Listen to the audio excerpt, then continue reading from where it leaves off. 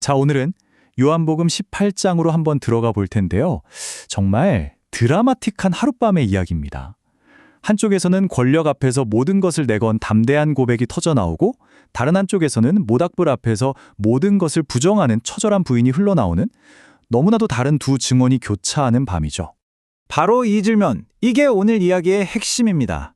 도대체 그날 밤 무슨 일이 있었던 걸까요?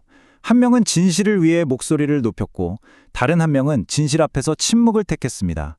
같은 스승을 따랐던 이 두 사람의 운명이 왜 이렇게 극명하게 갈라졌을까요? 지금부터 그 밤의 현장 속으로 함께 들어가 보시죠. 상황은 이렇습니다. 예수님께서 막 체포되셨어요. 그리고 바로 그 순간부터 이야기는 두 갈래로 나뉘어서 동시에 진행됩니다. 하나는 공식적인 신문이 벌어지는 장소, 다른 하나는 비공식적인 시험대가 놓인 장소입니다. 한쪽은 한번 상상해 보세요. 횃불이 이글거리고 건의가 넘실대는 대제사장의 집무실. 예수님은 바로 그곳으로 끌려가셨죠. 그리고 다른 한쪽은 어둡고 차가운 공기가 가득한 뜰입니다. 그의 수제자 베드로는 사람들 틈에 조용히 섞여 들어갑니다. 이 빛과 어둠의 공간, 권력과 익명의 공간이 바로 앞으로 벌어질 모든 일의 무대가 되는 거죠. 자, 그럼 먼저 예수님의 이야기부터 따라가 보죠. 그는 당시 유대 사회의 최고 권력자들 앞에서 사실상 불법적인 신문을 받으십니다. 하지만 그 속에서도 전혀 흔들림 없이 진실을 말씀하시죠. 이 상황을 제대로 이해하려면요, 당시 대제사장이라는 자리가 어떤 의미였는지 알아야 해요. 이게 그냥 종교 지도자가 아니었어요. 로마 제국의 통치 아래에서 그는 민족의 운명을 쥐고 흔들 수 있는 엄청난 정치적 실권자였습니다. 근데 여기서 진짜 재밌는 게 뭐냐면요, 대제사장이 사실상 두 명이었다는 거예요. 서류상으로는 가야바가 맞는데 진짜 힘은 그의 장인이자 전직 대제사장인 안나스가 뒤에서 다 쥐고 있었던 거죠. 그러니까 예수님이 먼저 끌려간 곳도 공식 대제사장이 아니라 이 마쿠실세, 안나스의 앞이었습니다. 안나스가 예수님께 묻는 건 딱 두 가지예요. 당신 제자들은 누구냐? 그리고 당신 가르침은 뭐냐? 근데 여러분, 여기서 우리가 꼭 짚고 넘어가야 할 게 있어요. 당시 유대 법에서는요, 증인도 없이 피고인을 직접 다그쳐서 죄를 자백하게 만드는 거, 이거 완전 불법이거든요. 안나스의 신문은 처음부터 잘못된 절차였던 셈입니다. 이런 말도 안 되는 질문에 예수님의 대답 한번 들어보세요. 정말 놀랍도록 논리적이고 당당합니다. 나는 숨어서 말한 적 없다. 성전과 회당에서 다 들리게 공개적으로 가르쳤다. 왜 나한테 묻는가? 들은 사람들, 그러니까 증인들한테 가서 물어봐라. 이건 그냥 회피하는 게 아니죠. 부당한 재판 절차에 정면으로 맞서는 겁니다. 자, 이제 무대를 바꿔보겠습니다. 같은 시각 차가운 뜰 안에 있던 베드로에게로 가보죠. 그의 그 뜨거웠던 충성심이 두려움이라는 불길 앞에서 어떻게 속절없이 무너져 내리는지 말입니다. 베드로가 그 위험한 곳에 혼자 들어간 건 아니었어요. 요한복음을 보면 대제사장이랑 아는 사이였던 다른 제자가 도와줬다고 나오는데 아마 사도 요한이었을 걸로 많이들 보죠. 그리고 바로 이 숫자, 3. 이 숫자가 베드로의 남은 밤을 완전히 지배하게 됩니다.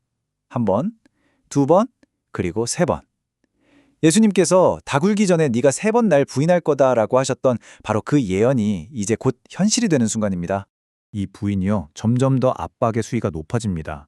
처음엔 그냥 문 지키던 여종이 푹 던진 말이었어요. 두 번째는 숯불 쬐던 사람들이 이 사람도 그 패거리 아니야? 하는 식이었죠. 근데 마지막 세 번째는 와, 이건 진짜 빼도 박도 못하는 상황이에요. 바로 베드로가 귀를 잘랐던 그 사람의 친척이 나타나서 내가 당신 거기 있는 거 봤는데 라고 콕 집어서 말하거든요. 그리고 그 세 번째 부인이 끝나자마자 꽃기요 하고 닭이 웁니다. 소름 돋는 순간이죠. 이 모든 혼란과 배신의 한가운데서도 모든 게 예수님의 말씀대로 이루어지고 있었다는 걸 보여주는 겁니다. 자, 그럼 이제 이 이야기의 핵심으로 들어가 보죠. 요한은 왜 굳이 이 두 장면을 계속 번갈아 가면서 보여주는 걸까요? 여기엔 아주 분명한 의도가 있습니다. 이건 마치 영화 감독이 쓰는 교차 편집 기법 같은 거예요.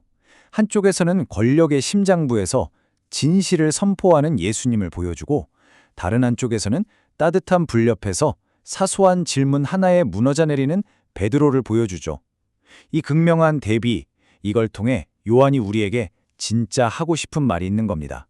이 표를 보시면 한눈에 들어오죠. 장소, 질문 그리고 대답 모든 게 정반대입니다. 예수님은 최고 권력 앞에서 내가 드러내놓고 말했다고 고백하시는데 베드로는 평범한 사람들 앞에서 나는 아니다 라고 부인하죠. 고백과 부인, 이보다 더 선명한 대조가 있을까요?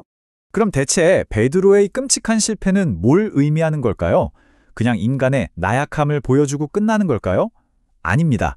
요한복음은 이 실패를 통해서 더 깊은 진실을 이야기하고 있어요. 역설적이게도 베드로의 실패는 예수님이 걸어가신 그 길이 얼마나 독보적이고 외로운 길이었는지를 더 선명하게 보여줍니다. 그렇게 내가 죽기까지 따르겠다던 가장 용감한 제자조차도 함께 설 수 없었던 그 길을 예수님은 결국 혼자 걸으셔야만 했던 거죠. 어떤 신학자가 이 장면을 보고 이런 말을 했어요. 베드로는 예수가 그를 위해 죽기 전까지는 결코 예수를 따를 수 없었다. 정말 의미심장한 말이죠. 그의 인간적인 의지와 용기로는 딱 여기까지였던 거예요. 그가 다시 일어서려면 그가 부인했던 바로 그 예수님의 죽음과 부활이라는 차원이 다른 사건이 필요했던 겁니다. 하지만 정말 중요한 건 베드로의 이야기가 여기서 끝나지 않는다는 겁니다. 이게 끝이 아니에요. 요한복음의 마지막에 가면 부활하신 예수님께서 베드로를 찾아가시죠. 어디서요? 바로 그 숯불 앞에서요. 그의 가장 끔찍한 실패의 장소가 가장 위대한 용서와 회복의 장소가 되는 겁니다. 실패가 정말 끝이 아니었던 거죠. 오늘 이야기를 마무리하면서 이 질문을 여러분께 한번 던져보고 싶습니다. 우리 인생에서 베드로처럼 가장 크게 넘어지고 실패했다고 생각하는 바로 그 순간이 어쩌면 우리가 전혀 상상하지 못했던 새로운 은혜의 시작점이 될 수는 없을까요? 한 번쯤 깊이 생각해 볼 문제입니다.